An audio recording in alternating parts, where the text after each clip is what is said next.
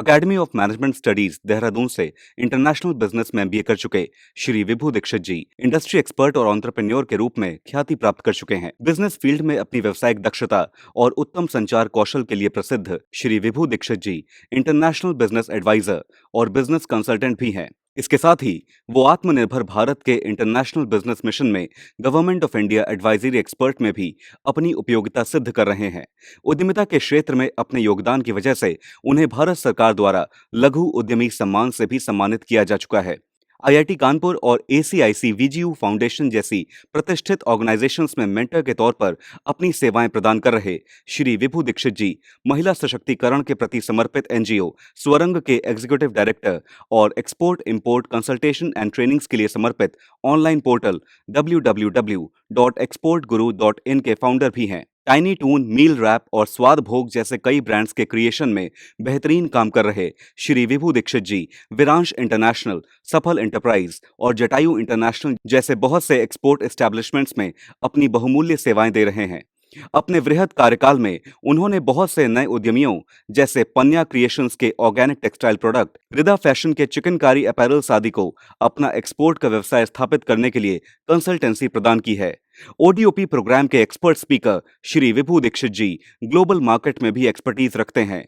एवी group के founder Shri विभू दीक्षित जी का business पाठशाला में एक्सपर्ट के तौर पर हम स्वागत करते हैं।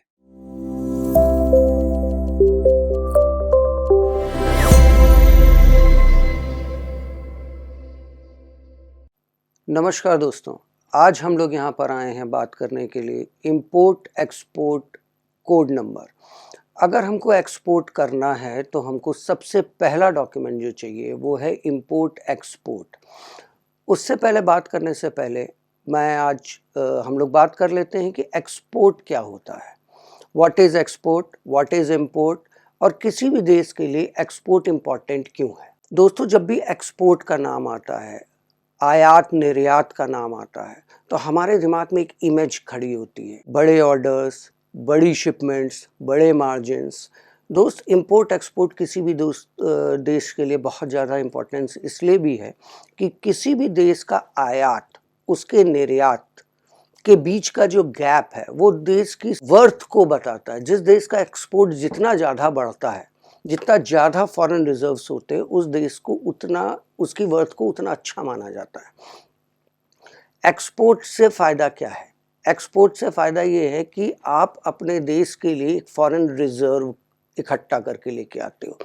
फॉरेन रिजर्व्स के द्वारा ही हम दूसरे देशों से टेक्नोलॉजी या वो चीज़ें जो देश में नहीं पैदा हो रही हैं या देश की ज़रूरत है, उनको हम खरीद सकते हैं, हम उनको अपने देश में ला सकते हैं। दूसरे शब्दों में, जब हम एक्सपोर्ट करते हैं तो हमारे देश में जो चीज़ें हैं जिनकी डिमांड ग्लोबल मार्केट में है, इंटरनेशनल मार्केट में है, उनको अक्रॉस द बाउंड्री हम लेके जाते हैं। यहाँ पे मैं स्पष्ट करता चलूँ, एक्सपोर्ट या इंपोर्ट का मतलब सिर्फ ये नहीं है कि आप किसी फिजिकल गुड को, किसी पदार्थ को, किसी उत्पाद को ही एक्सपोर्ट करें या इंपोर्ट करें। आप सर्विसेज के सेक्टर में भी इंपोर्ट एक्सपोर्ट कर सकते हैं। आप सर्विसेज भी इंपोर्ट कर सकते हैं या एक्सपोर्ट कर सकते हैं। सर्विसों से मेरा अभिप्राय ये है, कोई सीए है वो अपनी सर्विसेज विदेश में दे सकता है, कोई लॉयर है, कोई एडवोकेट है, वो अपनी सर्विसेज विदेश में दे सकता है। आईटी प्रोफेशनल्स अपने सर्विस एक्सपोर्ट करते हैं। बीपीओज इसका एक बहुत बड़ा एग्जाम्पल है। इसी तरीके से अगर हम बात करें इंपोर्ट के केस में, इंपोर्ट में हम क्रूड ऑयल्स हो गए और वो चीज़ें जो देश में अभी हमारे यहाँ डेवलप नहीं है या बहुत महंगी हैं और दूसरे देशों में सस्ती हैं, हम उनको मंगा लेते हैं। तो हमारे इसी आशय में हमारे प्रधानमंत्री माननीय नरेंद्र मोदी जी ने भी एक नारा दिया है, 1 trillion economy of exports. 1 trillion of economy अगर एक्सपोर्ट की चाहिए है देश को, तो कैसे मिलेगी? देखिए दोस्तों, ये एमएसएमई से किसी भी देश को बहुत तेज़ी से उसकी ग्रोथ की रफ्तार दी जा सकती है, क्योंकि बड़ी इंडस्ट्रीज़ चलाने के लिए, बड़ी इंडस्ट्रीज़ डालने के लिए एक ह्यूज इन्वेस्टमेंट, ह्यूज इंफ्रास्ट्रक्चर और एक बहुत बड़े मैन पावर की ज़रूरत पड़ती है, ट्रेनिंग, डेवलपमेंट, इंफ्रास्ट्रक्चर। बट जब कोई देश छोटे एमएसएमईज पे काम करता है, स्मॉल स्केल इंडस्ट्रीज़ के हब को, एंसिलरीज को क्रिएट करता है, तो उस देश में मैन्युफैक्चरिंग बेस तैयार होता है। आज अगर चाइना मैन्युफैक्चरिंग लीडर है तो वो अपने एमएसएमई के दम पर है। इसी आशय में हमारे देश में ओडीओपी स्कीम लागू की गई है। ODOP scheme is one district one product, जिसमें एक प्रोडक्ट को चिन्हित किया जाता है, उस प्रोडक्ट की मैन्युफैक्चरिंग, उसके सप्लाई चेन और उसके एक्सपोर्ट पे काम किया जाता है। दोस्तों, एक्सपोर्ट देश के लिए इम्पॉर्टेंट है, आपके लिए इम्पॉर्टेंट है। क्यों? क्योंकि हमारा देश, हमारी सरकार जब कोई एक्सपोर्ट में काम करता है तो as a mentor, as a big brother हाथ पकड़ के खड़ी हो जाती है। बहुत सारी स्कीम भारत सरकार ने निकाल रखी हैं, प्रदेश सरकार ने बहुत सारी स्कीम निकाल रखी हैं, लेकिन वो सारी स्कीम आपको कब मिलेंगी? जब आप एक्सपोर्ट इंपोर्ट स्टार्ट करेंगे। अब आप भी करना चाहते हैं इंपोर्ट एक्सपोर्ट, आपके दिमाग में भी है, प्रश्न ये उठता है कि हम इंपोर्ट एक्सपोर्ट कैसे करें। तो दोस्तों, आगे बढ़ते हैं, स्टेप बाय स्टेप हम जानते हैं एक्सपोर्ट क्या है, इंपोर्ट क्या है और उसका प्रोसीजर क्या है। आज का हमारा टॉपिक है कि हमें आईईसी कोड नंबर कैसे प्राप्त करेंगे, किस तरीके से हम आईईसी कोड को अप्लाई करेंगे।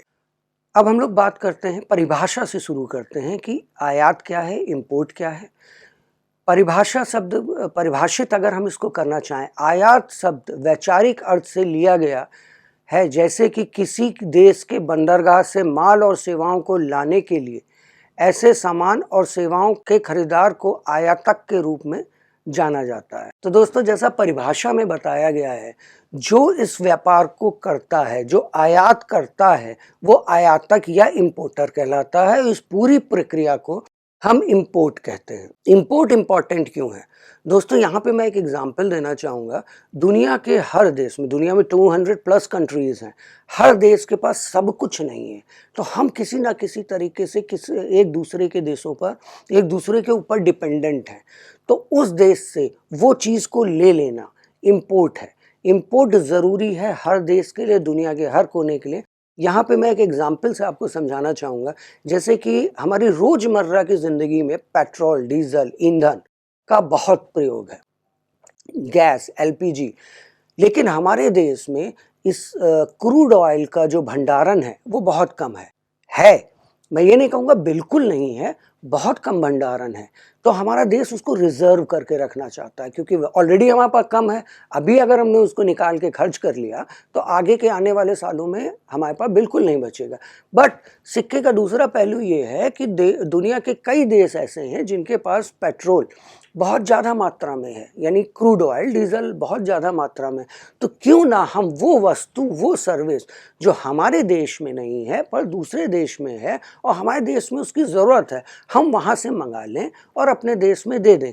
इसी तरीके से हमारी सरकार क्या करती है? हमारी सरकार पेट्रोलियम पदार्थ का इंपोर्ट कर लेती है, आयात करती है और उसको अपने देश में डिस्ट्रीब्यूट करती है, जिससे आपके देश में गाड़ियाँ, कारखाने, रसोई गैस, इन सब की उपलब्धता हो जाती है। इसी तरीके से अगर हम देखते हैं, जैसे ऑस्ट्रेलिया, यूरेनियम जो है वो ऑस्ट्रेलिया में उपलब्ध है, हमारे देश में यूरेनियम नहीं है। अगर हमको यूरेनियम चाहिए तो हम क्या करेंगे? हमें ऑस्ट्रेलिया से ही इंपोर्ट करना पड़ेगा।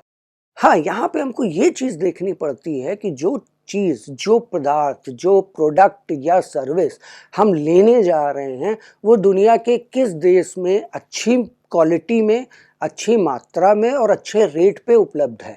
हमें उनसे उस चीज़ को इंपोर्ट करना है। जो आपके यहाँ महंगा है, वो दुनिया के दूसरे किसी कोने में ज़रूर सस्ता होगा। आपको ये फाइंड आउट करना है, best quality, best product. Import business दोस्तों कई चीज़ों के कारण करता है। जैसे मैंने आपको बताया, देश इंपोर्ट क्यों करता है? देश इंपोर्ट इसलिए करता है क्योंकि उसको अपने देश के लिए वो ज़रूरी चीज़ें, सुविधाएं या प्रोडक्ट चाहिए होते हैं जो उसके देश में नहीं है और उसको अपने देश को चलाने के लिए उनकी ज़रूरत पड़ती है। ये तो सरकार का पॉइंट ऑफ व्यू हो गया। अब एज एन इंडिविजुअल आप इंपोर्ट क्यों करेंगे या कोई इंपोर्ट क्यों करता है? कई बार क्या होता है कि आदमी अपने पर्सनल यूज़ के लिए इंपोर्ट करता है। आप अपना घर बनवा रहे हो, ऑफिस बनवा रहे हो, टाउनशिप बनवा रहे हो, आपने फर्नीचर, फिटिंग्स, इक्विपमेंट्स इंपोर्ट कर लिए। आप बहुत ज़्यादा आप होम डेकोर में बिलीव करते हो, आपने पर्शियन कार्पेट्स इंपोर्ट कर लिए, आपने इटालियन मार्बल्स इंपोर्ट कर लिए। ये वन टाइम इंपोर्ट होता है। दूसरा पॉइंट होता है मार्जिन्स। जैसा कि मैंने अभी आपको बताया, जो चीज़ आपके देश में महंगी है वो दूसरे देश में सस्ती है। यानी अगर उसको वहाँ से लाके हम अपने देश में बेचते हैं तो हमारे देश में उसमें हमें मार्जिन्स बहुत अच्छे मिल जाते हैं। तो ऐसे बिजनेस, ऐसे प्रोडक्ट आदमी दूसरे देश से इंपोर्ट करके लेके आता है और अपने देश में डिस्ट्रीब्यूट करता है, अपने देश में उसको सप्लाई करके अच्छे मोटे मार्जिन्स कमा सकता है। इसके बाद एक पॉइंट आता है कंपटीशन। कुछ प्रोडक्ट आप देखते हो मार्केट में उसकी डिमांड है बट सप्लाई नहीं है, क्योंकि लोकली वो मैन्युफैक्चर्ड या तो नहीं होता है या बहुत महंगा होता है, बाहर से जो आ रहा है वो बहुत कम मात्रा में आ रहा है, तो डिमांड एंड सप्लाई के गैप को पूरा नहीं कर पा रहा है। ऐसे प्रोडक्ट को भी आइडेंटिफाई करके कुछ लोग इंपोर्ट बिजनेस में उतर के आते हैं। और दोस्तों, इंपोर्ट एक्सपोर्ट के द्वारा दो देशों के बीच में मैत्रिता का भी संबंध होता है, क्योंकि एक तरीके से हम एक संबंध में, एक रिलेशन में, एक बिजनेस रिलेशन में दो कंट्रीज इन्वॉल्व हो रही हैं। यानी उस कंट्री को जो चाहिए वो मैं अपने देश से दे रहा हूँ और जो मुझे चाहिए वो अपने देश से दे रही है। इसी तरह दोस्तों हम लोग बात करते हैं एक्सपोर्ट के बारे में, यानी निर्यात के बारे में। यह शब्द निर्यात वैचारिक अर्थ से लिया गया है, क्योंकि किसी देश के बंदरगाह से माल और सेवाओं को भेजने या पहुंचाने के लिए इस तरह के सामान और सेवाओं के विक्रेता को निर्यातक के रूप में जाना जाता है।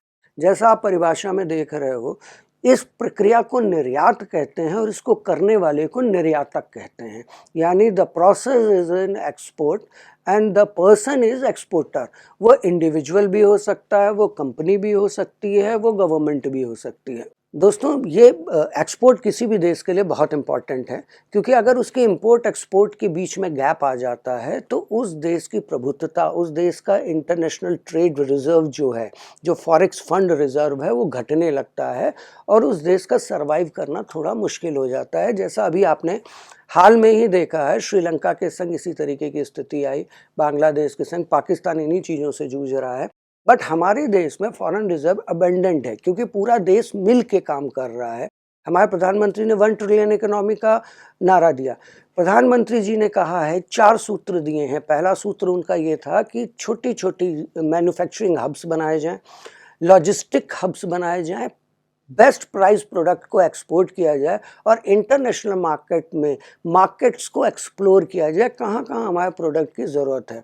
एक्सपोर्ट वैसे भी भारत के लिए बहुत इंपॉर्टेंट है और आज से नहीं हो रहा है दोस्तों, एक्सपोर्ट पुरातन काल से हो रहा है। आपको याद होगा, हमारा देश जो है, आपको जानकारी है इस बारे में, हमारा देश मसालों का एक्सपोर्ट करता था। बहुत पहले से, पुराने ज़माने में मसालों का एक्सपोर्ट करता था। अंग्रेज भी मसालों के ये व्यापार के लिए ही इंडिया आए हुए। एक्सपोर्ट किसी भी देश के लिए इसलिए भी बहुत ज़्यादा इम्पोर्टेंट होता है, क्योंकि वो अपने देश की टेक्नोलॉजी, कल्चर को दूसरे देशों को पहुंचाता है। अब अगर हम इंडिविजुअल्स के लिए बात कर लें कि कंट्री वाइज, तो एक्सपोर्ट मैंने समझा दिया, आपको समझ में आ गया कि भाई कंट्री के लिए बहुत इंपॉर्टेंट है। एज एन इंडिविजुअल एक्सपोर्ट क्यों इंपॉर्टेंट है? आज आप दुनिया में 200+ कंट्रीज हैं, आप कोई प्रोडक्ट या सर्विस बना रहे हैं जो आप अपने देश में बेच रहे हैं। अगर आप उस सर्विस को, अपने आप को सोच लें ग्लोबली, आप अपनी मार्केट को एक्सपेंड कर दें, तो आपके लिए 200 मार्केट और खुल जाएंगी। जितनी बड़ी मार्केट, उतनी ज़्यादा डिमांड, उतनी ज़्यादा सप्लाई, उतने ज़्यादा प्रॉफिट मार्जिन्स। आपका प्रोडक्ट, जैसे इंडिया में हैंडीक्राफ्ट, पूरी दुनिया में इंडियन हैंडीक्राफ्ट की धूम है, डिमांड है, उस गैप को ही फुलफिल करना है, उसको आइडेंटिफाई करना है और पूरा करना है। पूरी दुनिया में leather product, agro product, pharmaceutical products India से मांगा जा रहा है, उन सब की डिमांड है। तो दोस्तों, ये परिभाषा के रूप में इंपोर्ट एंड एक्सपोर्ट, उसका डिटेल हमको कैसे करना, इंपोर्ट एक्सपोर्ट स्टार्ट करना है, क्यों हमारे देश के लिए ज़रूरी है, क्यों हमारे लिए ज़रूरी है। आगे अब हम बढ़ेंगे, आईसी कोड के बारे में जानेंगे कि आईसी कोड क्यों ज़रूरी है, हमें क्यों लेना है और उसका प्रोसीजर्स क्या है। तो दोस्तों, अब आगे हम बढ़ेंगे कि आईसी कोड क्या होता है। About import export license, import export के द्वारा आयात निर्यात कोड विदेश व्यापार महानिदेशालय DGFT द्वारा दिया गया लाइसेंस है। इंपोर्ट एक्सपोर्ट ही एक बेसिक लाइसेंस, एक बस फर्स्ट बेसिक डॉक्यूमेंट होता है, जो डॉक्यूमेंट हमको ये अलाउ करता है कि हम इंपोर्ट एक्सपोर्ट कर सकते हैं, यानी अपने देश की बाउंड्री के बाहर प्रोडक्ट को भेजना या बाहर से मंगवाने के लिए जो पहला बेसिक डॉक्यूमेंट है, वो इंपोर्ट एक्सपोर्ट लाइसेंस कहलाता है। ये 10 डिजिट का एक इंपोर्ट एक्सपोर्ट कोड नंबर होता है, जो आज की तारीख में आपका जो पैन नंबर होता है, उसी को हमारा आईसी इंटीग्रेट कर दिया जाता है। जिस तरह अगर आप देखते हो जीएसटी में आपका पैन नंबर ही होता है, उसके आगे कुछ अंक जोड़ दिए जाते हैं, उसके पीछे कुछ अंक जोड़ दिए जाते हैं। और आईईसी में आपका इंपोर्टर जो पैन नंबर है वो एग्जैक्टली सेम पैन नंबर ही इंपोर्ट एक्सपोर्ट कोड नंबर होता है। एक आयात निर्यात कोड जिसे आईईसी के रूप में भी जाना जाता है, भारत के माल आयात करने या निर्यात करने वाले व्यक्ति या व्यवसाय को आवंटित कोड है। ये 10 अंकीय संख्या है जो वाणिज्य मंत्रालय के डीजीएफटी द्वारा जारी की जाती है। दोस्तों यहाँ पे इसका आशय ये है कि ये 10 डिजिट जो कोड नंबर है which is also called IEC number, importer export code number या इंपोर्ट एक्सपोर्ट लाइसेंस। यहाँ पे आप एक्सपोर्ट लाइसेंस से कंफ्यूज नहीं होंगे, क्योंकि एक्सपोर्ट लाइसेंस दूसरी चीज़ है। जब किसी प्रोडक्ट को जिसको रिस्ट्रिक्ट कर देती है गवर्नमेंट, उसको एक्सपोर्ट करने के लिए हमें परमिशन चाहिए होती है, तो उसको एक्सपोर्ट लाइसेंस कहते हैं। यहाँ पे हम आईईसी की बात कर रहे हैं। आईईसी अलाउ करता है हमको या एक्सपोर्टर को या उस व्यक्ति को भारत के से अपने देश से प्रोडक्ट को एक्सपोर्ट या इंपोर्ट करने के लिए। आईईसी के लाभ क्या हैं, बेनिफिट्स क्या हैं, विशेषताएं क्या हैं, इस विषय में जानना इस जगह पे बहुत ज़रूरी है कि हमको आईईसी चाहिए क्यों, आईईसी से होगा क्या, एक्सपोर्ट शुरू करने के लिए आईईसी लेना क्यों ज़रूरी है। वो सारी जानने के लिए इन सब पॉइंट्स को समझना बहुत ज़रूरी है। यह इस चीज़ का प्राथमिक प्रमाण है कि ये फर्म आयात या निर्यातक है। आईईसी कोड नंबर ही आपको बताता है या विभाग को, सरकार को या दुनिया को बताता है कि ये व्यक्ति या ये ऑर्गेनाइजेशन जो है वो इंपोर्ट एक्सपोर्ट बिजनेस में है और इंपोर्ट एक्सपोर्ट बिजनेस कर सकती है, क्योंकि यही मेरा प्राइमरी डॉक्यूमेंट है जो अलाउ करता है किसी व्यक्ति या किसी फर्म को एक्सपोर्ट या इंपोर्ट करने के लिए। बिना आईईसी के आप फॉरेन एक्सचेंज में डील नहीं कर सकते हो, तो पहला बेसिक डॉक्यूमेंट आपके पास आईईसी होता है। आईईसी प्राप्त किए बिना आयात या निर्यात नहीं किया जा सकता है। बिना आईईसी प्राप्त किए ना आप एक्सपोर्ट कर सकते हैं ना आप इंपोर्ट कर सकते हैं, क्योंकि जैसे ही कस्टम पर हम डॉक्यूमेंट अपने फाइल करेंगे इंपोर्ट करने के लिए या एक्सपोर्ट करने के लिए, तो सबसे पहले कस्टम या जो हमारा बंदरगाह है, बंदरगाह पे हमसे यही मांगा जाएगा कि हम आपको गवर्नमेंट ने परमिशन दी है, आपके पास आईईसी कोड है, तभी आप इंपोर्ट या एक्सपोर्ट कर सकते हैं। एक मालिक अपने व्यवसाय को पंजीकृत किए बिना भी आईईसी प्राप्त कर सकता है। मित्रों, ये ब्यूटी सिर्फ हमारे आईईसी कोड में है और किसी डॉक्यूमेंट में ये ब्यूटी नहीं मिलती है। अब बिना अपनी फर्म को रजिस्टर्ड किए भी आप अपने पर्सनल डिटेल्स के माध्यम से भी आईईसी अप्लाई कर सकते हैं, प्राप्त कर सकते हैं डीजीएफटी की वेबसाइट पर जाकर। एक बार आईईसी जारी हो जाता है तो वो जीवन भर के लिए है। हाँ, लेकिन अभी जो नया रूल आया है उसमें आईईसी आपको हर साल अपडेट करना होता है। एक सिंपल प्रोसेस है, डीजीएफटी की वेबसाइट पर जाकर आपको अपने आईईसी को अपडेट करना है। आपके आईईसी में कभी भी कोई चेंजेस होते हैं, आपका बैंक अकाउंट चेंज हो जाता है, आपका एड्रेस चेंज हो जाता है, वो भी आप डीजीएफटी की साइट पर जाके 200 रुपये का शुल्क जमा करके उसको अपडेट कर सकते हैं। हाँ, हर साल अगर आपने अपने आईईसी अपडेट नहीं की है तो आपकी आईईसी को फिर रोक दिया जाता है, खत्म नहीं होती है, रुक जाती है जब तक कि आप उसको दोबारा अपडेट नहीं कर ले रहे हैं। ये व्यक्तिगत या सरकारी उद्देश्य के लिए माल के आयात या निर्यात के लिए अनिवार्य नहीं है। आपको जैसे मैंने बताया था इंपोर्ट में कि आप कोई पर्सनल यूज़ के लिए कोई प्रोडक्ट इंपोर्ट कर रहे हैं या गवर्नमेंट कोई चीज़ इंपोर्ट कर रही है, तो उसके लिए आईईसी कोड जो है वो मैंडेटरी नहीं है। या आप अपने किसी दोस्त को, अपने रिश्तेदार को विदेश में कुछ भेजना चाह रहे हो, कुछ आप गिफ्ट भेजना चाह रहे हो, कुछ आप सामान भेजना चाह रहे हो पर्सनली वन टाइम, कॉमर्शियली उसका कोई यूज़ नहीं है, it's not for the commercial use, या व्यावसायिक यूज़ के लिए आप नहीं भेज रहे हो, तो उसके लिए आपको आईईसी की ज़रूरत नहीं है। हाँ, ये 1-2 बार होगा, हर बार नहीं भेज सकते। अगर आप फ्रिक्वेंटली भेज रहे हो तो आपके पास आईईसी होना चाहिए। आईईसी व्यवसाय के संबंध में विदेश बैंक में लेन देन करने के लिए अनिवार्य है। यानी कि अगर आप इंटरनेशनल करेंसी में डील कर रहे हो, आप डॉलर में डील कर रहे हो, आप यूरो में डील कर रहे हो, तो उसके लिए आपके पास आईईसी होना चाहिए। जब आप फॉरेक्स अकाउंट बैंक में खुलवाने जाते हो तो बैंक आपसे सबसे पहले आईईसी मांगता है कि आपके पास आईईसी कोड है, यू आर ऑथराइज्ड कि आप फॉरेन करेंसी में डील कर सकते हो। जब आप अपना आईईसी कोड देते हो बैंक को, तभी बैंक आपका फॉरेक्स अकाउंट खोलती है, जिसके बाद ही आप इंटरनेशनल करेंसी में विदेशी मुद्रा में व्यापार कर सकते हैं। ये आयातक या निर्यातक की सभी शाखाओं के लिए मान्य है। सबसे अच्छा फीचर इसका ये है कि एक आईईसी लेनी है आपको, एक फर्म को एक आईईसी लेनी है। उसके 4 ब्रांचेज़ हैं, 5 ब्रांचेज़ हैं, 2 ब्रांचेज़ हैं, इससे फ़र्क नहीं पड़ता है। आप अपने डीजीएफटी में जाके अपनी सारी ब्रांचेज़ की डिटेल को अपडेट कर सकते हैं और सारी ब्रांचेज़ पे वही आईसी काम करती है। हर ब्रांच के लिए अलग-अलग आईसी नहीं लेनी है। से फॉर एग्ज़ाम्पल एक कंपनी है जो 4 जगहों से काम कर रही है, उसका बिहार में भी ऑफ़िस है, उसका यूपी में भी ऑफ़िस है, उसका महाराष्ट्र में भी ऑफ़िस है, उसका दिल्ली में भी ऑफ़िस है, तो वो किसी भी एक स्टेट में एक रीज़न से आईसी अप्लाई कर सकता है।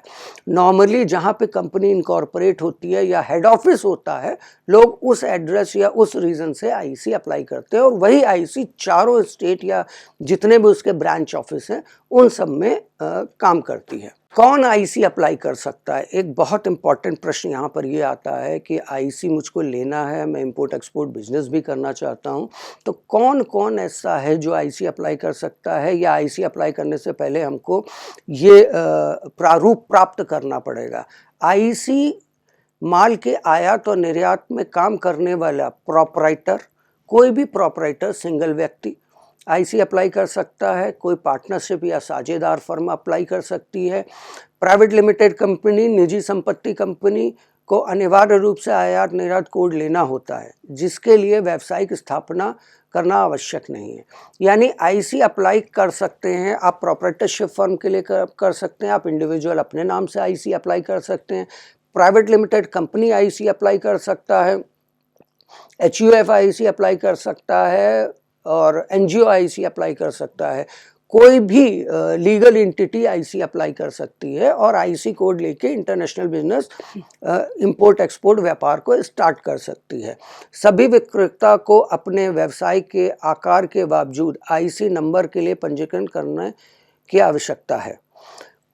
कैसी भी फर्म हो, कितनी बड़ी भी हो, 2 लोगों का व्यापार हो रहा हो, छोटा सा व्यापार है, हम अपने घर से एक व्यापार कर रहे हैं, ऑनलाइन बिजनेस कर रहे हैं, या एक मल्टीनेशनल कंपनी है, वो मल्टी स्टेट मल्टी कंट्रीज़ में काम कर रही है, इससे फ़र्क नहीं पड़ता कंपनी का साइज़ क्या है, कंपनी किस लेवल पे ऑपरेट कर रही, इससे कोई फ़र्क नहीं पड़ता। अगर उसको इंटरनेशनल बिजनेस करना है, इंपोर्ट एक्सपोर्ट करना है, आयात निर्यात करना है, तो उसको आईसी अप्लाई करना पड़ेगा। एक ही आईसी होती है, ऐसा नहीं है कि प्रोपराइटर फर्म को दूसरी आईसी मिलेगी और प्राइवेट लिमिटेड कंपनी को दूसरी आईसी मिलेगी।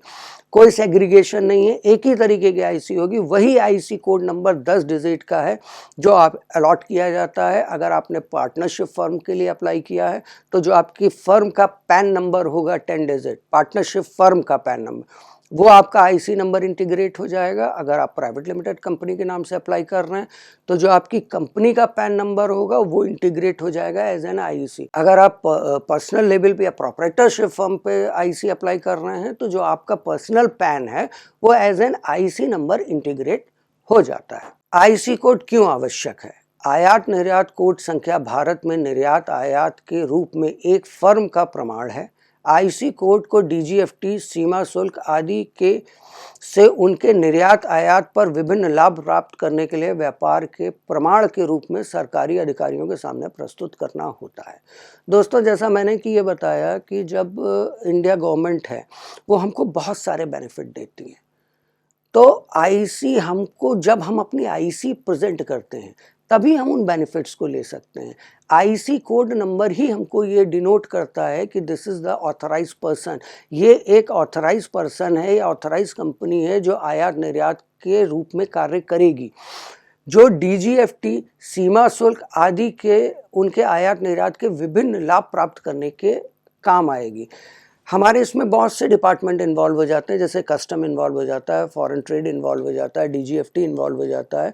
इन सबको ये बताना कि मैं इंपोर्ट एक्सपोर्ट में काम कर रहा हूँ तो वो मेरा प्रमाणिक प्रमाण पत्र या डॉक्यूमेंट जो है वो मेरा आईसी होता है। गवर्नमेंट के सारे बेनिफिट्स लेने के लिए हमको आईसी को प्रेजेंट करना पड़ता है अपने सरकारी विभागों में। जब हम आईसी प्राप्त कर लेंगे, एक्सपोर्ट शुरू करेंगे, उसके बाद ही हम गवर्नमेंट द्वारा दी गई सारी जो सुविधाएं हैं उनको ले सकते हैं। आगे बढ़ते हैं दोस्तों। अब यहाँ पर प्रश्न आ गया है, हमारा स्लाइड आई है कि डॉक्यूमेंट, हमें आईसी प्राप्त करने के लिए कौन कौन से डॉक्यूमेंट की आवश्यकता पड़ती है। जैसा कि मैंने पहले आपको बताया है कि आईसी हम पर्सनल लेवल पे ले सकते हैं, पार्टनरशिप पे ले सकते हैं, कंपनी पे ले सकते हैं। मोर और लेस डॉक्यूमेंट सेम होते हैं, कुछ डॉक्यूमेंट्स में अंतर आता है। बहुत सिंपल प्रोसीजर है, सिंपल डॉक्यूमेंट्स आपको अरेंज करने पड़ेंगे आईसी अप्लाई करने से पहले। ये सारे डॉक्यूमेंट आप अरेंज कर लें अपने सिस्टम पर, उसकी कॉपी बना के रख लें, एक क्लियर कॉपी। उसके बाद आप डॉक्यूमेंट आईसी अप्लाई करें। मैं लिस्ट ऑफ डॉक्यूमेंट आपको बता रहा हूँ, उस हिसाब से आप अपने डॉक्यूमेंट अरेंज कर सकते हैं। अगर आप प्रोप्राइटरशिप फर्म या पर्सनल लेवल पे आईसी अप्लाई करना चाह रहे हैं तो आपके पास प्रोप्राइटरशिप फर्म का लेटर हेड होना चाहिए, अगर उपलब्ध है तो। मैंडेटरी नहीं है, लेकिन अगर ये होगा तो अच्छा रहता है, आपको आईसी जल्दी मिल जाती है। प्रोप्राइटरशिप फर्म का नाम और पता आपके पास होना चाहिए, जिस बिजनेस के नाम से आप एक्सपोर्ट इंपोर्ट आगे फ्यूचर में करना चाह रहे हैं, जो नाम आपने सोच रखा है उस फर्म का नाम आपके पास होना चाहिए, उसका कंप्लीट एड्रेस आपके पास होना चाहिए, एड्रेस प्रूफ का कोई डॉक्यूमेंट होना चाहिए, आपके पास पैन कार्ड होना चाहिए। प्रोप्राइटरशिप फर्म में आपका स्वयं का पैन कार्ड, जो प्रोप्राइटर का पैन कार्ड है वही पैन कार्ड लगेगा यहाँ पे। पासपोर्ट साइज फोटो होनी चाहिए, पासपोर्ट साइज क्लियर फोटो होनी चाहिए, कलर्ड क्लियर फोटो होनी चाहिए आपके पास, जो सिस्टम में सॉफ्ट कॉपी के रूप में आपके पास कंप्यूटर लैपटॉप में उपलब्ध होनी चाहिए। एड्रेस प्रूफ जैसे आधार कार्ड, वोटर आईडी कार्ड या ड्राइविंग लाइसेंस, इन तीन में से कोई भी एक एड्रेस प्रूफ आपके पास होना चाहिए आईसी, पर्सनल लेवल पे आईसी अप्लाई करने या प्रोप्राइटरशिप की आईसी अप्लाई करने के लिए। आपके पास बैंक का प्रमाण पत्र होना चाहिए या कैंसिल चेक की कॉपी होनी चाहिए। दोस्तों यहाँ पे ये ध्यान रखिएगा कि जो अगर आप कैंसिल चेक अपलोड करने जा रहे हैं तो कैंसिल चेक पे आपकी फर्म का नाम प्रिंटेड होना चाहिए। मोहर लगा के आप अपलोड नहीं कर सकते हैं, उस पे बैंक की तरफ से प्रिंटेड कैंसिल चेक होगा, वही माना जाएगा। अदरवाइज जो फॉर्मेट, जो प्रारूप आपको दिया जा रहा है, डीजीएफटी की साइट पे प्रारूप है, उस प्रारूप को आप बैंक से भरवा लें, उस पे बैंक से मोहर लगवा लें और आप उसको अपलोड कर सकते हैं। और आपके पास अपना ईमेल आईडी और फ़ोन नंबर होना चाहिए। इतने डॉक्यूमेंट, ये 7 डॉक्यूमेंट को आप इकट्ठा करके आप आईसी प्रोप्राइटरशिप फर्म के नाम पर अप्लाई कर सकते हैं। अब दोस्तों मैं आगे बढ़ते हैं, हम लोग देखते हैं कि पार्टनरशिप फर्म अगर हम डालना चाह रहे हैं तो उसके लिए हमारे पास कौन कौन से डॉक्यूमेंट होने चाहिए। पार्टनरशिप फर्म के लिए आईसी प्राप्त करने के लिए आपके पास जो पार्टनर्स हैं उनकी फ़ोटो होनी चाहिए। 2 पार्टनर हैं, 3 पार्टनर हैं, सहयोगी फ़ोटो का प्रबंध करना। जितने भी पार्टनर हैं उनकी फ़ोटोज़ आपके पास सॉफ्ट कॉपी में होनी चाहिए। पार्टनर्स के एड्रेस प्रूफ और पैन कार्ड होने चाहिए। जो भी पार्टनर हैं, जितने भी पार्टनर हैं, उनके एड्रेस प्रूफ होने चाहिए, सभी पार्टनर्स के, उन सबके पैन कार्ड होने चाहिए आपके पास। पार्टनरशिप डीड, साझेदारी विलेख की प्रति होनी चाहिए, अगर उपलब्ध है तो। मैंडेटरी नहीं है, बट अगर ये है तो ज़्यादा अच्छा है, ये अपलोड करनी पड़ती है डीजीएफटी की साइट पे। पार्टनरशिप फर्म का लेटर हेड होना चाहिए आपके पास। फर्म का नाम, पता, मोबाइल नंबर, ईमेल आईडी, ये जानकारी आपके पास होनी चाहिए। और एक एड्रेस प्रूफ होना चाहिए उस फर्म का जहां का आप पता देने जा रहे हैं। फर्म का पैन कार्ड होना चाहिए। पैन कार्ड मैंडेटरी है, पैन कार्ड मैंडेटरी है क्योंकि पैन कार्ड ही जो है आपका, वो आपका आगे चल के आईसी इंटीग्रेट होना चाहिए। तो अगर आप पार्टनरशिप फर्म में आईसी अप्लाई करने जा रहे हैं तो पहले आप पार्टनरशिप फर्म के लिए पैन अप्लाई करके पैन कार्ड प्राप्त कर लें, उसके बाद आप आईसी अप्लाई करेंगे। और फर्म का बैंक सर्टिफिकेट होना चाहिए या कैंसिल चेक की कॉपी होनी चाहिए। जैसा मैंने आपको प्रोप्राइटरशिप में बताया, कैंसिल चेक की कॉपी में आपकी फर्म का नाम छपा होना चाहिए।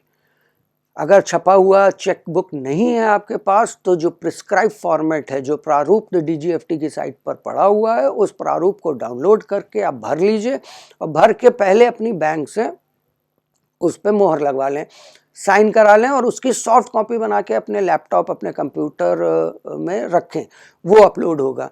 तो ये 7 डॉक्यूमेंट मोर और लेस वही डॉक्यूमेंट हैं जो हमें प्रोप्राइटरशिप में 7 चाहिए थे, वही 7 डॉक्यूमेंट हमको यहाँ चाहिए। प्रोप्राइटरशिप में हमको जो डॉक्यूमेंट चाहिए थे वो हमारे प्रोप्राइटर के यानी इंडिविजुअल्स के चाहिए थे। यहाँ पे जो हमको डॉक्यूमेंट चाहिए वो हमारी फर्म के चाहिए। उसके संग में हमको जो हमारे पार्टनर्स हैं उन सब की भी सारी डिटेल्स चाहिए, जैसे पार्टनर्स की फ़ोटो चाहिए, पार्टनर्स के एड्रेस प्रूफ चाहिए, उनके पैन कार्ड चाहिए हैं और लेटर हेड चाहिए। तो यही 7 डॉक्यूमेंट, मैंडेटरी 7 डॉक्यूमेंट हैं जिनको हम इकट्ठा करके आईसी अप्लाई कर सकते हैं अपनी पार्टनरशिप फर्म के लिए। दोस्तों देखते हैं कि अगर हमने प्राइवेट लिमिटेड कंपनी बना ली है और हमको अपनी प्राइवेट लिमिटेड कंपनी के लिए डॉक्यूमेंट की रिक्वायर्ड है, हम उसके माध्यम से आईसी कोड को अप्लाई करना चाहते हैं, तो हमको क्या डॉक्यूमेंट की आवश्यकता पड़ेगी। प्राइवेट लिमिटेड कंपनी बनाने के बाद भी आपको अपने जितने डायरेक्टर्स हैं आपके पास में, उन डायरेक्टर्स के फोटोज चाहिए। सारे डायरेक्टर 2, 3, 4, 5 जितने भी आपके पास डायरेक्टर हैं, उनकी आपको clear coloured passport size photo चाहिए। कंपनी का पैन कार्ड चाहिए। कंपनी का पैन कार्ड क्योंकि कंपनी के नाम से आईसी अप्लाई हो रही है और आगे चल के यही पैन नंबर जो है वो as an IC number integrate होगा। तो जैसे पार्टनरशिप फर्म में हम लोगों ने किया था कि पार्टनरशिप फर्म बनाई, फिर पैन कार्ड अप्लाई किया, जब पैन कार्ड आ गया तो आईसी अप्लाई करी। सेम जब हमने कंपनी बनाई है तो कंपनी का हम पैन कार्ड अप्लाई करेंगे और पैन कार्ड की कॉपी को हम अपलोड करेंगे आईसी के लिए।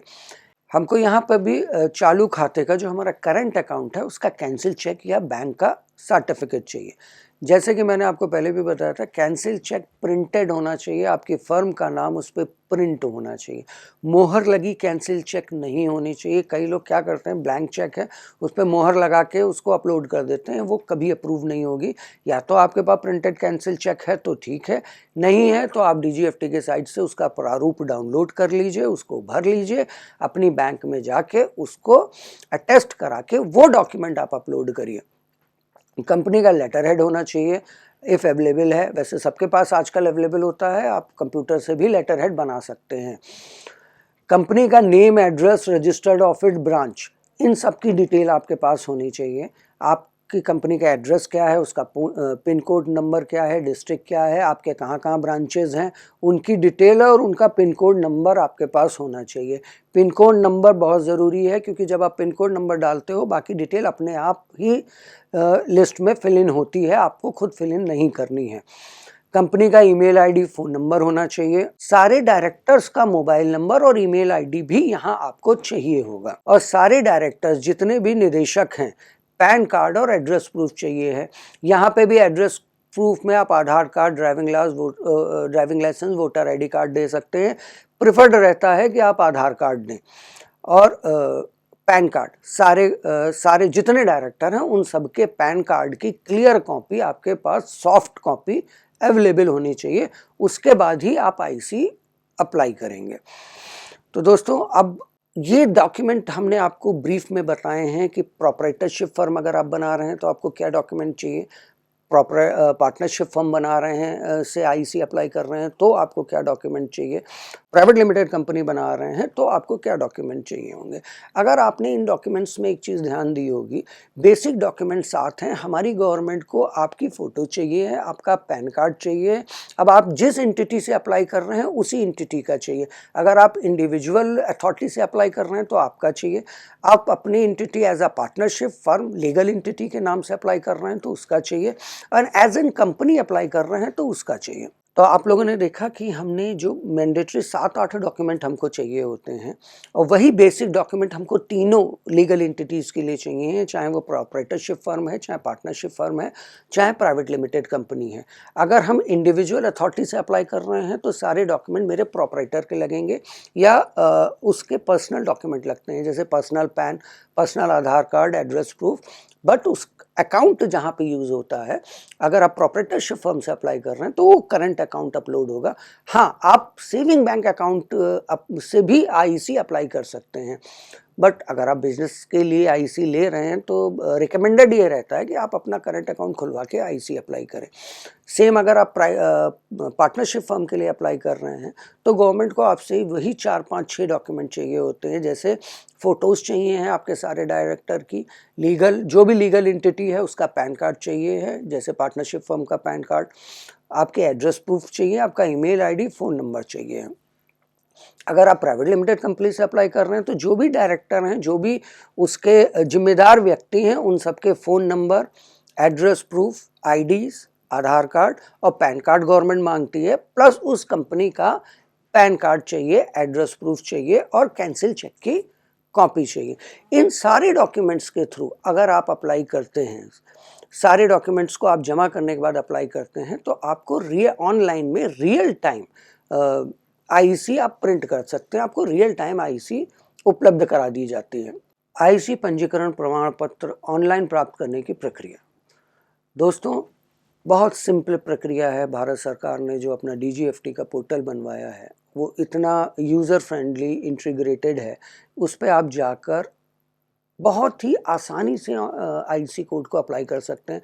बिल्कुल डरने की ज़रूरत नहीं है, बहुत यूज़र फ्रेंडली है। एक बार आप यूज़ करोगे तो आपको लगेगा इट्स अ सिंपल, सारी गाइड्स हैं उसमें, सारा आप इजीली अप्लाई कर सकते हैं। यहाँ पे हम आपको थोड़ा ब्रीफ में बताएंगे आपको प्रोसीजर वाइज करना क्या क्या है, स्टेप बाय स्टेप आप कैसे बढ़ोगे। आप ऑनलाइन अगर अपना आईसी अप्लाई करने जा रहे हैं तो सबसे पहले तो आपको फॉर्म भरना है। आपने अपना आवेदन पत्र भरा, उसके बाद जो आवश्यक डॉक्यूमेंट है, जो भी डॉक्यूमेंट अभी हमने आपको पहले बताया, प्रोप्राइटरशिप फर्म के, पार्टनरशिप फर्म के, प्राइवेट लिमिटेड कंपनी के, एनजीओ के या एचयूएफ के, जो भी डॉक्यूमेंट्स हैं वो सारे आपको डॉक्यूमेंट यहाँ पर अपने अपलोड करने हैं। सारे डॉक्यूमेंट अपलोड करने के बाद आपको एक ऑनलाइन भुगतान करना है, जो कि 500 रुपये की फ़ीस में आप आईसी अप्लाई कर सकते हैं। आपको ये पेमेंट ऑनलाइन डीजीएफटी को पे करना है। जब आप ऑनलाइन पेमेंट कर देते हैं उसके बाद वेरीफाई हो जाता है। वेरीफाई के बाद वहाँ पे एक बटन एक्टिव होगा, डाउनलोड योर आईसी। आप अपनी आईसी को प्रिंट कर सकते हैं डायरेक्टली वेबसाइट पर। ऑनलाइन रजिस्ट्रेशन का प्रोसेस क्या है, ऑनलाइन पंजीकरण करने की प्रक्रिया क्या है, यहाँ पे हम उस प्रक्रिया को आपको स्टेप बाय स्टेप बता रहे हैं। इस प्रक्रिया को थोड़ा ध्यान से समझिएगा मित्रों। प्रक्रिया सिंपल है, एक बार आप समझ लेंगे तो आपको बिल्कुल इसमें कोई भी तकलीफ नहीं होगी। आप इजीली ऑनलाइन अपना आईसी अप्लाई कर सकते हैं। सबसे पहले आपको क्या करना है, dgft.gov.in की वेबसाइट, डीजीएफटी की वेबसाइट पे आपको जाके लॉगिन करना है। जब आप डीजीएफटी की वेबसाइट पर आप जाओगे तो वहाँ पे आपको सर्विसेज में जाकर सर्विसेज टैब पर क्लिक करना है होम पेज पे। सर्विसेज टैब पे आप क्लिक करेंगे, select IC profile management option drop down list आती है। जब आप डीजीएफटी की साइट के होम पेज पे गए, वहाँ पे आपने सर्विसेज में क्लिक किया। सर्विसेज में क्लिक करने के बाद IC profile management drop down list में आएगा, आपको उस पर क्लिक करना है। वो आपको माइग्रेट करेगा न्यू पेज पे।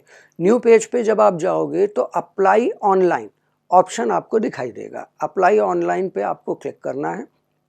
दोस्तों, अब जब आप डीजीएफटी की साइट पे जाते हो, 2022 के बाद जो माइग्रेट हुई है उसमें होम पेज पे भी नीचे की तरफ आपको अप्लाई आईसी का भी ऑप्शन मिल जाएगा। तो आप सर्विसेज से भी जा सकते हो, आप डायरेक्ट होम पेज से भी जा सकते हो आईसी अप्लाई न्यू आईसी पर। फिर वहाँ पे आपको रजिस्टर्ड में क्लिक करना है। आपको सबसे पहले क्या करना पड़ता है, अपना एक लॉगिन आईडी पासवर्ड बनाना पड़ता है। अपने आपको डीजीएफटी की साइट पे रजिस्टर्ड करना पड़ता है। तो आप वहाँ पे क्लिक करोगे रजिस्टर्ड ऑप्शन पे। जब आप रजिस्टर्ड ऑप्शन पे क्लिक करोगे तो वो कुछ डिटेल्स मांगता है आपसे, बेसिक डिटेल मांगता है, नाम मांगेगा, डेट ऑफ बर्थ मांगेगा, कुछ बेसिक सिंपल डिटेल्स मांगता है। आपको वो सिंपल डिटेल डालनी है, फ़ोन नंबर, ईमेल आईडी डालना है अपना, और फिर सेंड ओटीपी बटन पे आपको क्लिक करना है। जब आप सेंड ओटीपी बटन पे क्लिक करोगे तो आपके मोबाइल पर एक मोबाइल और ईमेल आईडी दोनों पर एक ओटीपी आता है, वो सेम ओटीपी होता है। उस ओटीपी को आपको सबमिट करके वेरीफाई कर देना। जैसे ही आपने ओटीपी वैलिडेट किया, ओटीपी वैलिडेट होने के बाद आपका रजिस्ट्रेशन प्रोसेस कंप्लीट हो जाता है। अब आपको एक टेम्परेरी पासवर्ड जनरेट होता है जो आपके ईमेल आईडी पे प्राप्त होगा। जिस पासवर्ड को आपको आगे बदलना है, इस टेम्परेरी पासवर्ड को आपको आगे जाके बदल देना होता है। अब आप अपने ईमेल आईडी पे जाएंगे। ईमेल आईडी पे जाकर आपके पास डीजीएफटी की एक मेल आई होगी रियल टाइम में। उस मेल में आपका आईडी है और पासवर्ड है। आपका ईमेल आईडी ही आपका यूज़र आईडी होता है और टेम्परेरी पासवर्ड आपको डीजीएफटी आपके मेल पर देता है। अब आपको दोबारा फिर से लॉगिन करना है। फिर आप डीजीएफटी के पेज पे जाते हैं, आप लॉगिन पे जाएंगे। लॉगिन पे जाने के बाद आप अपना ईमेल आईडी डालेंगे एज एन यूज़र आईडी। जो टेम्परेरी पासवर्ड आपको मिला है, आप अपना वो टेम्परेरी पासवर्ड वहाँ पर डालेंगे। टेम्परेरी पासवर्ड डालने के बाद वो आपको एक ऑप्शन देगा चेंज योर पासवर्ड। फिर आपको अपना पासवर्ड चेंज करना है। एक तो पासवर्ड आपको डीजीएफटी ने दिया, अब आप अपना मनचाहा कोई पासवर्ड रख सकते हैं।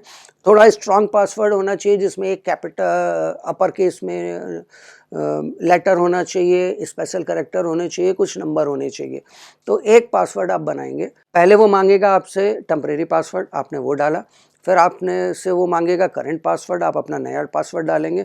फिर वो आपसे पासवर्ड वेरीफाई करने के लिए कहेगा। फिर आप सेम पासवर्ड को फिर से डालेंगे, सबमिट बटन दबाएंगे। अब आपका पासवर्ड चेंज हो गया। पासवर्ड चेंज होने के बाद अप्लाई फॉर आईसी, यहाँ तक का जो प्रोसीजर आपका हुआ था वो आपका रजिस्ट्रेशन हो गया था। अब आप डीजीएफटी के रजिस्टर्ड मेंबर हो गए। अब आप अप्लाई फॉर आईसी पर जाओगे। जैसे ही आप लॉगिन करते हैं, फ्रंट पेज पे एक कॉलम बना रहेगा, उसमें अप्लाई फॉर आईसी का टैब आपको ऊपर दिखाई दे जाएगा। आप अप्लाई फॉर आईसी पे क्लिक करेंगे, वो बेसिक डिटेल मांगता है। ये सेगमेंट्स में बटा हुआ है। जैसे पहला सेगमेंट, पहला पेज जो खुलता है उसमें आपसे बेसिक डिटेल मांगता है according to ANF2A। ANF2A format है डीजीएफटी का, इसके अकॉर्डिंग वो आपसे पहले बेसिक डिटेल्स मांगेगा। जैसे आपका डिटेल, आपका नाम क्या है, आपका एड्रेस क्या है, डेट ऑफ बर्थ क्या है, ये सारी डिटेल्स आपसे भरवा लेगा। उसके बाद जब ये सेव करेंगे आप तो नेक्स्ट पन्ने पे ले जाएगा। वो बिजनेस डिटेल्स मांगता है आपसे, बिजनेस का नाम क्या है, बिजनेस का एड्रेस क्या है, पैन नंबर क्या है, उसके डॉक्यूमेंट अपलोड करने होते हैं आपको। डॉक्यूमेंट अपलोड करने के बाद डायरेक्टर्स का नाम क्या है, पार्टनर्स का नाम क्या है, उनकी फ़ोटोज़ क्या हैं, ये सारे डॉक्यूमेंट ये इस पेज पर मांगता है। जब ये इस पे आप ये सारे डॉक्यूमेंट आप अपलोड कर देते हो, उसके बाद आप सेव बटन दबाते हो तो ये और आगे जाता है। उसके बाद ये सारे पार्टनर्स, कंपनी की डिटेल, ब्रांच ऑफिस की डिटेल, ये सब मांगता है। ये अपलोड करने के बाद वो आपको नेक्स्ट पन्ने पर ले जाएगा जहाँ पर डिक्लेरेशन मांगता है। डिक्लेरेशन में आपको टिक करना है। डिक्लेरेशन में ये लिखा रहता है कि जो आपने इन्फॉर्मेशन भरी है वो सारी इन्फॉर्मेशन ट्रू एंड करेक्ट हैं, वो आपने सारी इन्फॉर्मेशन ठीक से भरी हैं, जांच ली हैं। इसको भरने के बाद वो कंफर्म करेगा आपसे। डीजीएफटी का वेब जो है वो आपको एक बार प्रॉम्प्ट करता है कंफर्म करने के लिए। वहाँ पे आप प्रीव्यू देख सकते हो, सेव कर सकते हो। रिकमेंडेड ये रहता है कि यहाँ पे आप प्रीव्यू देख लो, क्योंकि एक बार आप सेव कर लेते हो तो एडिट करना थोड़ा सा डिफ़िकल्ट होता है। एडिटेबल है, कुछ बेसिक डॉक्यूमेंट के अलावा बाकी डॉक्यूमेंट आप एडिट कर सकते हो। तो आपने वहाँ पे प्रीव्यू देखा, प्रीव्यू में एक बार इत्मीनान से आपको चेक कर लेना है कि जो भी सारे आपने इन्फॉर्मेशन भरे हैं वो सारे इन्फॉर्मेशन सही हैं कि नहीं हैं। उनको चेक करने के बाद आप सेव बटन दबाएंगे, उसको अपडेट करेंगे। यहाँ से वो माइग्रेट करता है, आपको साइन के पेज पे ले जाता है। अब आपके पास दो ऑप्शन आ गए। यहाँ पे आप या तो अपने आधार कार्ड से इसको साइन कर दो, या आपके पास डिजिटल सिग्नेचर क्लास 3 होना चाहिए। अगर आपके पास डिजिटल सिग्नेचर है बहुत अच्छी बात है। अगर आपके पास डिजिटल सिग्नेचर नहीं है तो कोई घबराने की बात नहीं, क्योंकि आधार कार्ड है आपके पास में। आधार कार्ड से उस आधार कार्ड में आपका फ़ोन नंबर कनेक्ट होना चाहिए, अटैच होना चाहिए, तभी आप वेरीफाई कर पाओगे। आपको आधार पे बटन दबाना है, वेरीफाइड थ्रू आधार। उस पर आप बटन दबाओगे तो वो आपको माइग्रेट करेगा, आधार नंबर मांगेगा। यहाँ पे आपको आधार नंबर डालना है। जैसे आप आधार नंबर डालोगे आपके फ़ोन पे एक OTP आएगा। उस OTP को डाल के आप वेरीफाई कर दोगे, आपकी एप्लीकेशन साइन हो जाएगी। अब यहाँ पे कई लोगों के दिमाग में प्रश्न ये आता है कि मैं प्रोप्राइटरशिप में ठीक है, मैंने अपना आधार डाला, उससे वेरीफाई कर दिया। पार्टनरशिप या कंपनी में मुझे किसका आधार डालना है? आप किसी भी एक डायरेक्टर या किसी भी एक पार्टनर का आधार डालकर जो जिसका नंबर, मोबाइल नंबर कनेक्टेड है उसके आधार से डालकर आप वेरीफाई कर सकते हो। ऐसा कोई कंपलसरी नहीं है कि आप इसी के आधार से करोगे, किसी भी एक डायरेक्टर के आधार से आप वेरीफाई कर सकते हो जो OTP उपलब्ध कर सकता है। आप आधार वेरीफाई करेंगे, फिर वो पेमेंट पे ले जाएगा आपको। यहाँ पे ये एक न्यू पेज पे ले जाएगा, गेटवे खुलेगा पेमेंट का। आप UPI से पेमेंट कर सकते हो, आप अपने कार्ड से कर सकते हो, आप अपने क्रेडिट कार्ड से कर सकते हो, आप अपने नेट बैंकिंग से कर सकते हो। जो माध्यम आपको उचित लगे, जिसमें आप कन्वीनियंस हो, आप उस पे पेमेंट कर सकते हो। दोस्तों यहाँ पे मैं ये भी बताऊँगा, कई बार रिफ्रेश हो जाता है तो डरने की ज़रूरत नहीं है। सरकारी साइट है, अगर पेमेंट कटी भी है तो पेमेंट वापस आपके खाते में आ जाएगी, नहीं तो यहाँ वेबसाइट पे अपडेट हो जाती है, अपने आप ही अपडेट हो जाएगी। एक बार आपने पेमेंट प्रोसेस कर दी है, उसके बाद जैसे ही वो सक्सेसफुल होगा तो आपके पास प्रिंट योर IC का ऑप्शन आ जाता है। आप अपनी IC को प्रिंट कर सकते हैं। तो दोस्तों ये पूरा प्रोसीजर जो हमारा है, ये IC कोड को हम कैसे अप्लाई करेंगे, क्योंकि अब हमने सोच लिया है कि हमको एक्सपोर्ट करना है या इंपोर्ट करना है, तो बेसिक डॉक्यूमेंट तो हमको चाहिए। बेसिक डॉक्यूमेंट जैसा कि आप पूरे सेशन में समझ चुके होंगे, बेसिक डॉक्यूमेंट है हमारा IC कोड नंबर, जो एक 10 अंकीय संख्या होती है, जो हमारा पैन नंबर ही होगा। IC pan card code number. आपने देखा आईसी अप्लाई करना बहुत आसान है, आप ऑनलाइन आईसी अप्लाई कर सकते हो। इसके बाद कुछ डॉक्यूमेंट और चाहिए होते हैं एक्सपोर्ट करने के लिए, वो आगे के उसमें हम लोग डिस्कस करेंगे। हमारे माननीय प्रधानमंत्री जी का विज़न है 1 ट्रिलियन इकोनॉमी। 1 ट्रिलियन इकोनॉमी में दोस्तों उनका विज़न पूरा करने के लिए हम सबको बढ़ चढ़ के हिस्सा लेना है। हम सबको बढ़ चढ़ के हिस्सा लेने के लिए अगर हम सोच लें कि हमको ग्लोबल होना है, एक सिंपल थॉट प्रोसेस, एक हिम्मत जुटानी है आपको। सरकार आपके संग हर पद पे, हर स्टेज पे खड़ी हुई है, हमारा डिपार्टमेंट खड़ा हुआ है। आपको कहीं पे भी कोई ज़रूरत है, आप हमारे यहाँ संपर्क कर सकते हैं। आपको हर तरीके की संभव सहायता दी जाएगी। आपको मानसिक तौर से सोचना है, विल पावर मजबूत करनी है, ग्लोबल होना है, छोटे-छोटे एक्सपोर्ट्स को स्टार्ट करें। ऑल टुगेदर हम मिलके 1 ट्रिलियन इकोनॉमी का टास्क, माननीय प्रधानमंत्री जी का जो विज़न है, उसको बहुत जल्दी पूरा कर लेंगे। जय हिंद, धन्यवाद।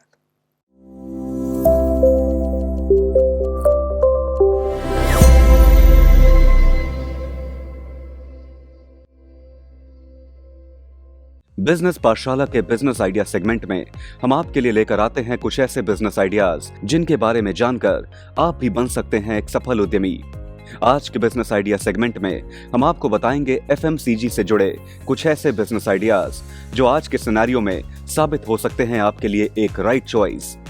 तो चलिए आपको बताते हैं हमारे आज के पहले बिजनेस आइडिया के बारे में, जो है फुटबॉल मैन्युफैक्चरिंग बिजनेस। फुटबॉल या सॉकर बॉल एक तरह की स्फेरिकल बॉल है जिसका इस्तेमाल फुटबॉल या सॉकर खेलने में किया जाता है। ये खेल पूरी दुनिया में लोकप्रिय है। इस खेल में इस्तेमाल की जाने वाली football vulcanised rubber, synthetic leather, plastic bladder और प्लास्टिक कवर से निर्मित की जाती है। इसे पेंटागन और हेक्सागन पैटर्न में स्टिच किया जाता है। ये अंदर से हॉलो होती है और इसके अंदर हवा भरी जाती है। चूंकि ये खेल पूरी दुनिया में लोकप्रिय है, तो जाहिर है कि फुटबॉल मैन्युफैक्चरिंग बिजनेस एक काफी प्रॉफिटेबल बिजनेस है। और अगर आप भी इस बिजनेस को शुरू करना चाहते हैं तो आपको 300 पीसेस पर डे कैपेसिटी के प्रोडक्शन के लिए 2500 से 3500 स्क्वायर फीट एरिया, 30 से 40 किलोवाट इलेक्ट्रिसिटी कनेक्शन और 24 से 30 लाख के इन्वेस्टमेंट की जरूरत होगी। साथ ही आप इस बिजनेस से 20% से 25% का मुनाफा भी आसानी से कमा सकते हैं। बढ़ते हैं हमारे आज के अगले बिजनेस आइडिया की ओर, जो है ज्वेलरी मेकिंग बिजनेस। ज्वेलरी एक पर्सनल ऑर्नामेंटल एक्सेसरी है जो पर्सनालिटी को अट्रैक्टिव और चार्मफुल बना देती है और साथ ही ये हमें क्लासी और एलिगेंट लुक भी देती है। ज्वेलरी को गोल्ड, सिल्वर, प्लैटिनम और डायमंड्स की मदद से तैयार किया जाता है, जो अलग अलग डिजाइन्स और पैटर्न्स में तैयार होती है, जिनमें bangles, necklace, earliness, nose ring, bracelet और एंकलेट इत्यादि तैयार किए जाते हैं।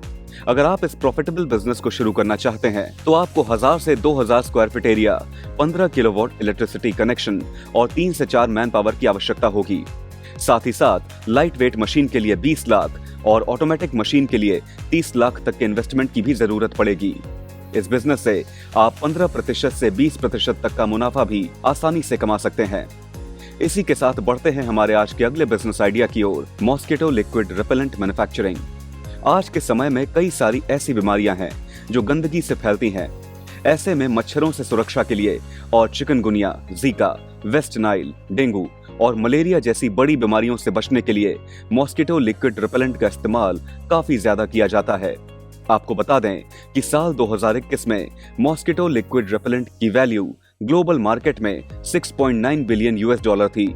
साथ ही यह अनुमान है कि 2026 तक 5.6% CAGR के साथ ये $9 बिलियन तक जा सकती है। इस बिजनेस को शुरू करने के लिए आपको 7 से 8 लाख की मशीनरी कॉस्ट, 200 से 500 स्क्वायर फीट एरिया, 3 से 5 किलोवाट इलेक्ट्रिसिटी कनेक्शन और 2 से 3 मैन पावर की आवश्यकता होगी। और इस बिजनेस से आप लगभग 15% से 20% प्रॉफिट आराम से कमा सकते हैं।